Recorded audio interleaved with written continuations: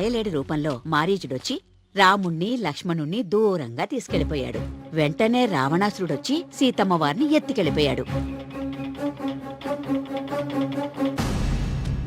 Karthik, Karthik, ఏమైపోయావు Karthik? Call చేస్తున్నాను, నీకు కలవట్లేదు. రాలేదే, బ్యాటరీ అయిపోయినట్టుంది. ఏమైంది? ఎవరో ఒకతను మేఘన ఎలా చనిపోయిందో తనకు తెలుసని కాల్ చేశాడు. ఏంటి? అవును, ఎవరో సురేష్ అంట. అతను మహదేవపురం నుంచి కాల్ చేస్తున్నా అని చెప్పాడు. నాకు డౌట్ వచ్చి నేను సిగ్నల్ ట్రేస్ చేశాను. చేస్తే అతను చెప్పింది నిజమే కార్తీక్. ఉందా నంబరు? ఇదే. Thanks inspector. మీరు ఇక్కడే ఉండండి, నేను ఆ ఊరికి వెళ్తాను. కానీ ఆ ఊరు దారి నాకు తెలుసు. ఇక్కడ నుంచి దాదాపు 250 కిలోమీటర్స్ ఆ ఊరు. Come on let's go. జాగ్రత్త కార్తీక్.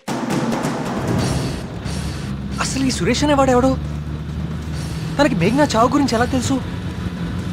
నేను అదే ఆలోచిస్తున్నా కార్తీక్. ప్రియా, ఒకసారి నీ ఫోన్ ఇవ్వు. సురేష్.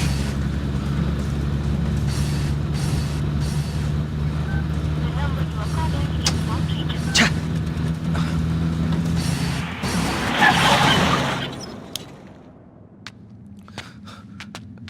రా.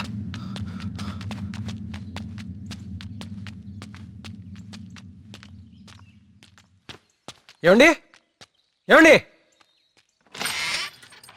ఎవరు?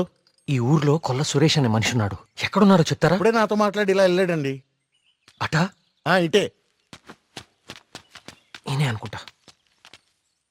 సార్, సురేష్ అంటే మీరేనా? సురేషా? నేనే. ఏం లేదండి, మీరు ఇన్స్పెక్టర్ ఫోన్ చేసి మేఘనాని ఎవరు చంపారో తెలుసు అని చెప్పారంట. ఇన్స్పెక్టరా? ఆడెవడు? ఏమండి, మేము చాలా కష్టపడి సుబ్రహ్మణ్యపురం నుంచి వచ్చాం. మేఘనాని చంపింది ఎవరో మీకు తెలుసంట. నువ్వెవరు? ఆ మేఘన ఎవరు? అది ఎలా సత్తే నాకేంటి? వాళ్ళు ఎవరో నాకు తెలియదు సార్. హైదరాబాద్లో కూలి పని చేసుకుంటుంటా సార్. సెల్ ఫోన్ కూడా లేదు సార్. వదిలేండి సార్, క్షమించండి సార్. నేను ఇక్కడ ఉండగా మీ ఊర్లో మరో ప్రాణం పోనివ్వను. అవును, ఎవరో సురేష్ అంట. మహదేవపురం నుంచి కాల్ చేస్తున్నా అని చెప్పాడు. సిగ్నల్ ట్రేస్ చేశాను. చేస్తే అతను చెప్పింది నిజమే కార్తీక్. ప్రియా, మనం అర్జెంటుగా సుబ్రహ్మణ్యపురానికి తిరిగి వెళ్ళాలి. ఎందుకు? సురేష్ అనేవాడు ఎస్ఐకి ఫోన్ చేయడం అబద్ధం. That inspector knows something. అతనికి ఆ ఆత్మహత్యలకి ఏదో ఒక సంబంధం ఉంది. Let's go.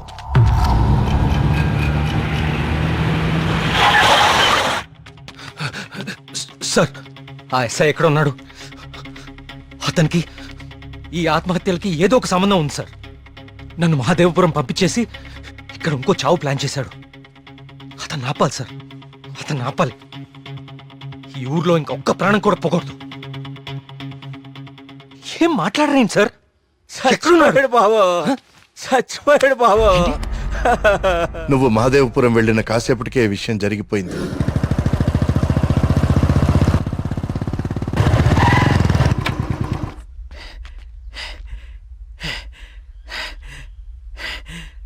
ఇన్స్పెక్టర్ గారు, టీ ఇదేమంటారా?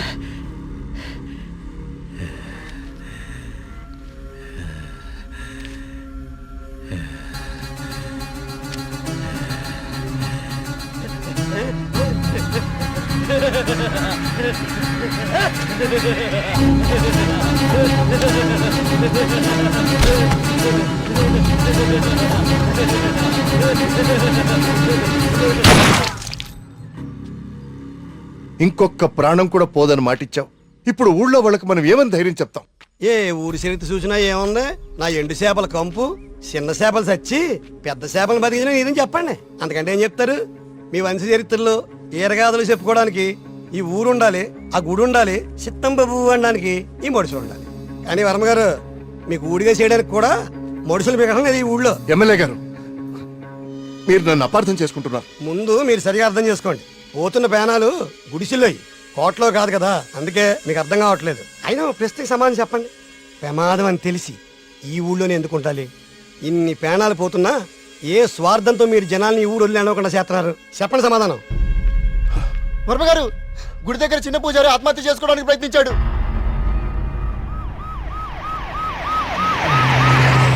దేవుడికి ఇష్టం లేని అభిషేకం జరిగింది. ఊరంతా వలకాడ అయిపోతుంది. పదండి, ఈ ఊరు వదిలి వెళ్ళిపోదాం. అయ్యో వర్మ గారు వెళ్తామండి. పదండ్రా, ఇక్కడ ఎందుకురా? పోతారికి న్యాయం జరగలేదు. పదండి, పదండ్రా. ఇదంతా ఎవరు చేస్తున్నారో నాకు తెలుసు. ఏమంటున్నావు కార్తీక్? అవును సార్, తెలిసిపోయింది. ఏంటి? నేను 10 రోజులు గడువు అడిగాను. ఇంకా ఒక్క రోజు మిగిలింది. 24 గంటల్లో ఈ ఆత్మహత్యలో వెనుకున్న వాళ్ళని రెడ్ హ్యాండెడ్ గా మీ ముందు నిలబడతాను.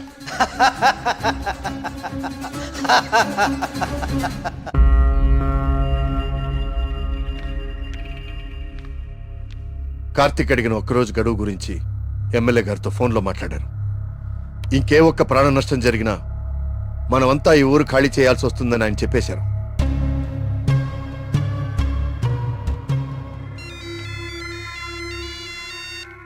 వర్మ గారు ఏం చేస్తున్నారు? ముఖ్యమంత్రి గారితో ఎమ్మెల్యే గారితో ఇప్పటిదాకా ఫోన్లో మాట్లాడారు. ఇంకేవో మన ఊరు గురించి మాట్లాడుతున్నారు. సరే కుమార్. స్వామి, సమస్య సృష్టించింది నువ్వే, పరిష్కారం చూపించాల్సింది నువ్వే. ఊరు ఖాళీ అవ్వడమే నువ్వు చూపించే పరిష్కారమా?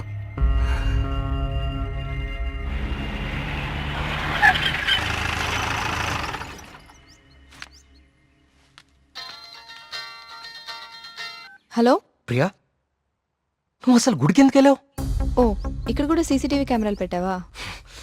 ముందు ఇంటికెళ్ళు. ఇంట్లో ఒక్కదాన్నే ఉండాలంటే భయంగా ఉంది కార్తిక్. కొంచెం ధైర్యంగా ఉంటుందని గుడికొచ్చాను. ఏమిటో ఇన్ని సంవత్సరాల్లో మొట్టమొదటిసారిగా దేవుడికి నైవేద్యం పెట్టలేదు.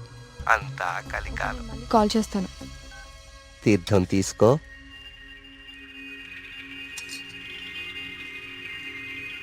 ఆయుష్మాన్ భవ. అమ్మగారు నమస్కారం అండి. పూజారి గారి ప్రసాదం మీకు ఇచ్చి రమ్మన్నారు, ఓకే. తీసుకోండి. హలో. హలో. Thank you. ఉంటానమ్మా. ప్రియా వచ్చింది ఎవరు? పూజారి గారు ప్రసాదం ఇచ్చి పంపించారు. ఇందాక ఇవ్వడం మర్చిపోయారంట. సరే, జాగ్రత్త.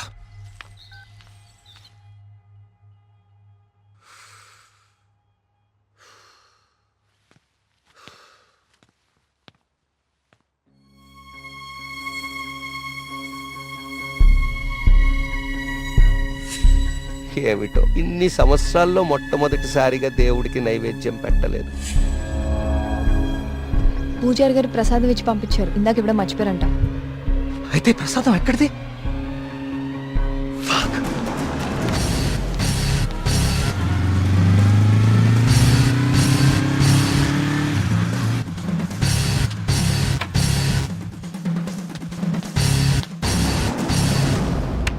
ప్రియా, ప్రియా, ప్రియా, ప్రియా, తలుపు తీ. ప్రియా, ప్రియా, వినపడుతుందా?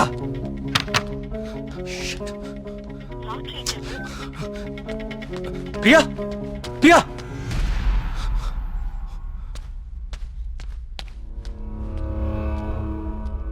ప్రియా, నీ ఫోన్ స్విచ్ ఆఫ్ లో ఎందుకుంది? తలుపు కొడుతుంటే తీయట్లేదేంటి?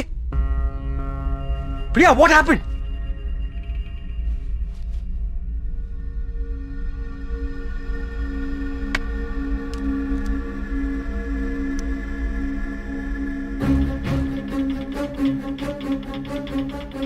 ప్రియా, నో. ప్రియా, ఏం రాస్తున్నావు అక్కడ? ప్రియా, ప్రియా, చూడు ఇక్కడ. ప్రియా, చూడు ఇక్కడ. Please look at me Priya.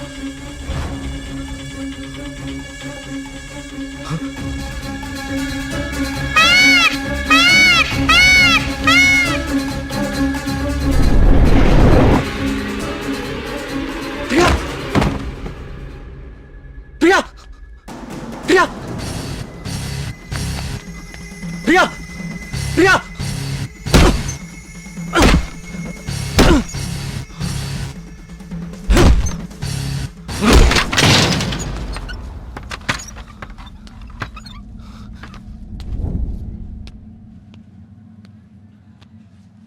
She's fine. కాకపోతే వెయిన్స్ చాలా డీప్గా కట్ అవడం వల్ల బ్లడ్ లాస్ చాలా హెవీగా ఉంది. తన స్పృహలోకి రావడానికి కొంచెం టైం పడుతుంది.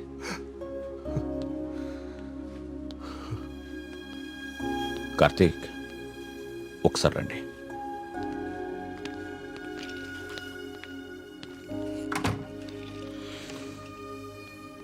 కార్తీక్, నువ్వు నన్ను రమ్మండం మంచిదైంది. నీ అనుమానం నిజం.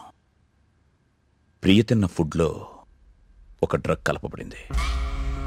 ప్రియ బ్లడ్ని పవర్ఫుల్ మైక్రోస్కోపిక్ అబ్జర్వేషన్ చేశాను. ఆ డ్రగ్ వల్లే ప్రియ ఆత్మహత్య చేసుకోబోయింది. విషయం అయితే చనిపోతారు, ఇలా డ్రగ్ మూలంగా ఆత్మహత్య చేసుకోవటం ఏంటి? చెప్తాను. కొన్ని వందల సంవత్సరాల క్రితం ఆయుర్వేద బ్రహ్మగా పేరొందిన సుశ్రుతుడు కొన్ని రకాల మొక్కలకి మనిషి మెదడుని కంట్రోల్ చేసే శక్తి ఉందని కనుగొన్నాడు. వాటితో ఒక డ్రగ్ తయారు చేశాడు.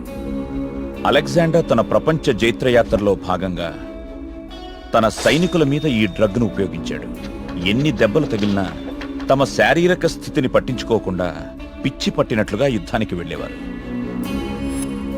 హిట్లర్ కూడా రెండవ ప్రపంచ యుద్ధ సమయంలో ఇలాంటి డ్రగ్ తయారు చేయించాడు. అయితే అదంత సక్సెస్ అవ్వలేదు. ఆ డ్రగ్ని 3 డోసెస్గా ఇస్తారు. రోజుకి 1 డోస్. ఆ 3rd డోస్ బాడీలోకి వెళ్ళాక డ్రగ్ ఎఫెక్ట్ స్టార్ట్ అవుతుంది. ఎవరైనా ఈజీగా ఆ వ్యక్తి మెదడుని కంట్రోల్లోకి తీసుకోవచ్చు.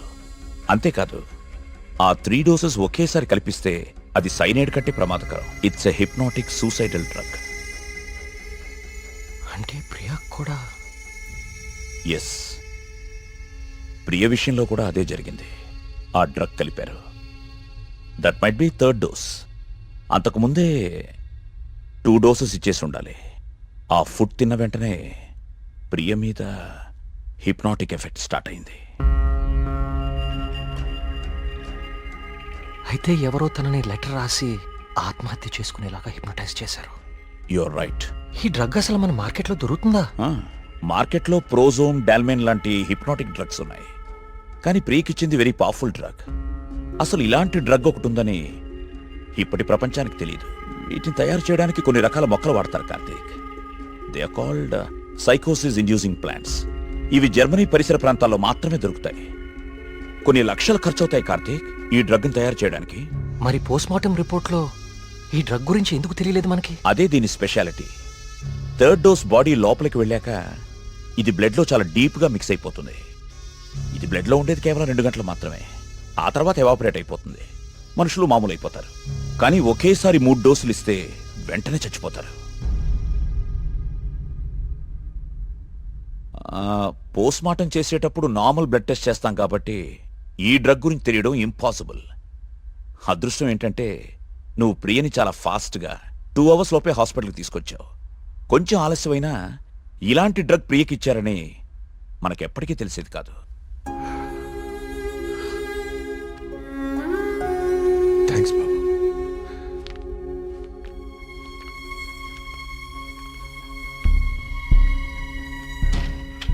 అయితే అన్ని ఆత్మహత్యలకి కారణం ఆ డ్రగ్. సుబ్రహ్మణ్యపురం లాంటి చిన్న ఊరు మీద ఇన్ని లక్షలు ఖర్చు పెట్టి ఎందుకు ఈ డ్రగ్ ఉపయోగించారు? దేవుడి పేరు వాడుకుని జనాలను ఎందుకు చంపారు?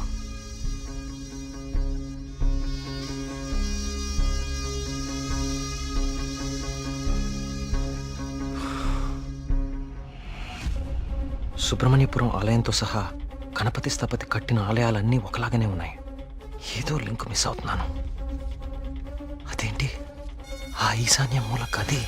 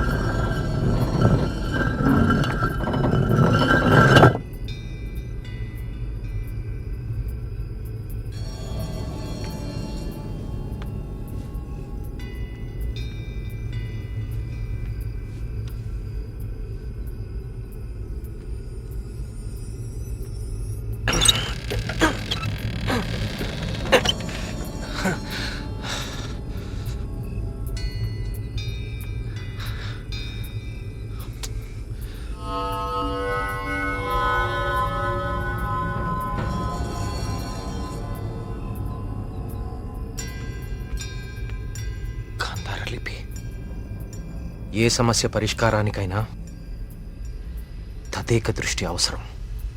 తదేక దృష్టితో చూడు, పరిష్కార మార్గాలు తెరుచుకుంటాయి.